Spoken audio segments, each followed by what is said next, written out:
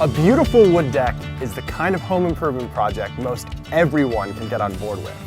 It's the perfect spot to entertain friends and family, or just kick back and relax after a long week. But what if your current deck is seriously short on space, or if your yard has a dramatic slope, rendering it unusable?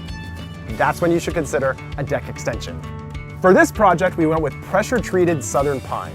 It's not only affordable, it's really easy to work with, especially on a project like this.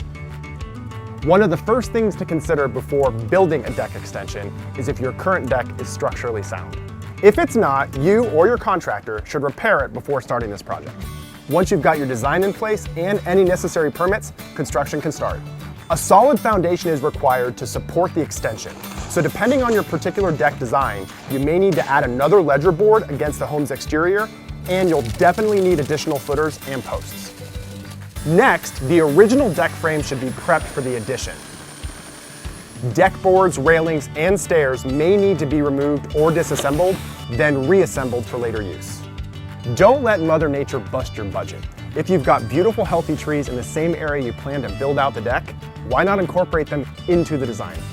Once the footers had fully cured, pressure-treated 6x6 posts were installed and all of the temporary 2x4 supports were removed.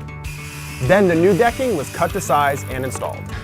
And keep in mind, if you have an elevated deck, a 3-foot railing is a must to keep everyone safe and to keep the deck up to code. Finally, you'll want to make sure your extension blends seamlessly with the original decking.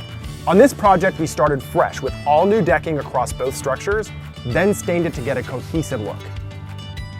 Bottom line, don't let a too small space or a tricky landscape hold you back from creating an outdoor space you can be proud of.